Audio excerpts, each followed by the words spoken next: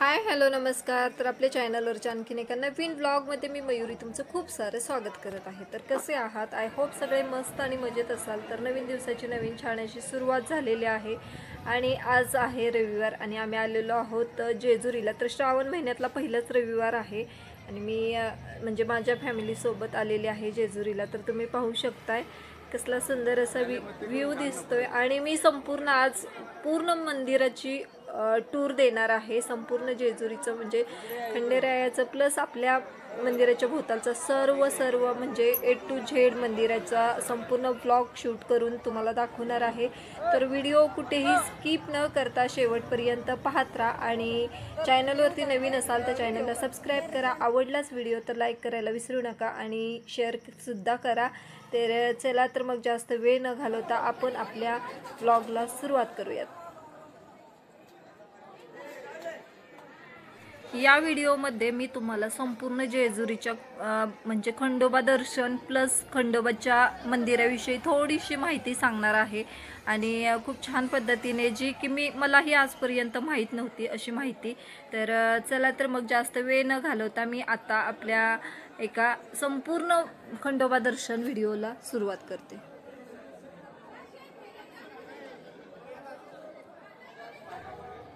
श्री खंडोबा मंदिर. जेजुरी मंदिर हे तालुका पुरंदर, जिल्हा पुणे ते महाराष्ट्रात वसलेलं आहे. तर ते सप्तशृंगी डोंगर व सोंडडोंगर म्हणजे सप्तशृंगी डोंगराला सोंडडोंगर डोंगर असे सुद्धा म्हणतात. तर या ठिकाणी ते जेजुरीचं मंदिर हे वसलेलं आहे.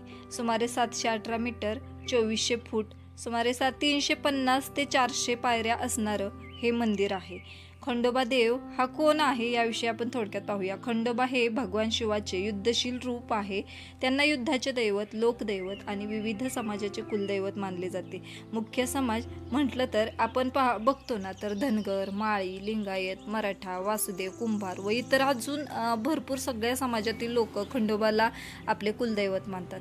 तर खंडोबाला मल्हारी मार्तंड, मल्हारी, मल्हारदेव असेही म्हणजे आपण बोलतो. तर आजच्या काळात रोपवे सुद्धा कार्यरत आहेत. पौराणिक व ऐतिहासिक माहिती म्हटलं तर पृथ्वीवर मनी व मल्ल राक्षसांनी उपद्रव सुरू केला होता. भगवान शिवाने मल्हारी रूपात अवतार घेऊन त्यांचा सप्तशृंगी पर्वतावर वध केला. त्यानंतर खंडोबा म्हणून तेथील लोकांनी पूजायला सुरुवात केली. खंडोबाची 2 प्रमुख पत्नी आहेत. एक म्हणजे माळसा. माळसा ही कोकणातील कन्या म्हणजे लक्ष्मीचे रूप आहे. बानाई ही धनगर समाजातील कन्या सृष्टीचे रूप आहे. माळसा व बानाई यांच्या विवाह कथांमध्ये समाजातील आंतरविवाह व धार्मिक सहिष्णुतेचे पण संदेश जातात. कुलदैवत म्हटलं तर खंडोबा हे अनेक समाजांचे कुलदैवत आहे. धार्मिक विधी सुद्धा या ठिकाणी केले जातात. तर लहान मुले, नवविवाहित जोडपी, बांधकाम सुरू करणारे, नवीन व्यवसाय करणारे लोक येथे येऊन नवस करतात आणि नवस फेडण्यासाठी पायथ्यापासून उघड्या पायांनी चढणं, शेळी कोंबडी बलिदान, बांगड्या अर्पण करणं, गोंधळ घालणं, पळशाच्या फुलांची उधळण करणं इत्यादी म्हणजे काही गोष्टी केल्या जातात तिथं. मार्गशीर्ष शुद्ध षष्टीला या दिवशी इथे चंपाषष्ठी साजरी केली जाते. तर लाखो भाविक येथे येत असतात चंपाषष्ठी साजरी करण्यासाठी. तर हळदीची उधळण सुद्धा इथे होते. संपूर्ण परिसर हळदीने पिवळा होऊन जातो आणि सगळीकडे भंडारा खोबरं उधळून आपल्या इच्छाकांक्षा पूर्ण केल्या जातात.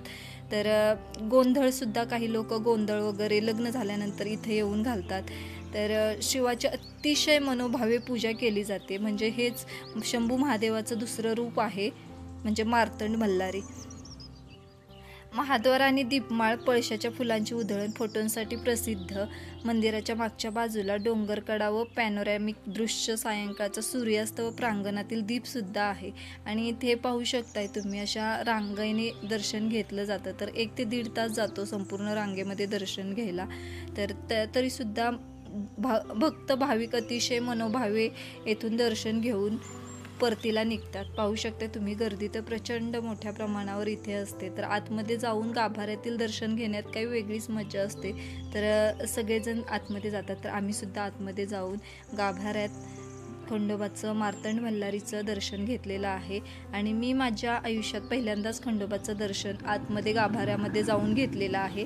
इतर वेळी आम्ही जायचो पण बाहेरूनच दर्शन घेऊन परत यायचो. तर जे पण आपल्या खंडोबाचं रूप आहे, जसं की समोर उभं राहिलं ना तर खूप असं म्हणजे एकदम डोळे दिपण्यासारखं असं रूप आहे. आतमध्ये छान असं वाटतं. तर प्रचंड मोठ्या प्रमाणात भक्त भाविक इथे येत असतात आणि खंडोबाचं दर्शन घेत असतात. तर कधीही जा तुम्ही, कोणत्याही दिवशी जा, पण भरपूर अशी गर्दी तिथे राहतेच. तर याच ठिकाणी छत्रपती शिवाजी महाराज आणि शहाजीराजे यांची गळाभेट झाली होती. तर या भेटीमध्ये त्यांनी धर्म, पराक्रम आणि महाराष्ट्राच्या भविष्यावर चर्चा केली होती. तर हे पवित्र स्थळ प्रत्येक कामाची सुरुवात करावी असं धार्मिक आणि पवित्र असं आहे. त्याच्यामुळे व्हिडिओ आवडला तर नक्कीच लाईक, शेअर आणि सबस्क्राईब करा. आणि भेटूया लवकरच अशाच एका छानशा नवीन व्हिडिओमध्ये. तोपर्यंत सर्वांना बाय बाय, टेक केअर.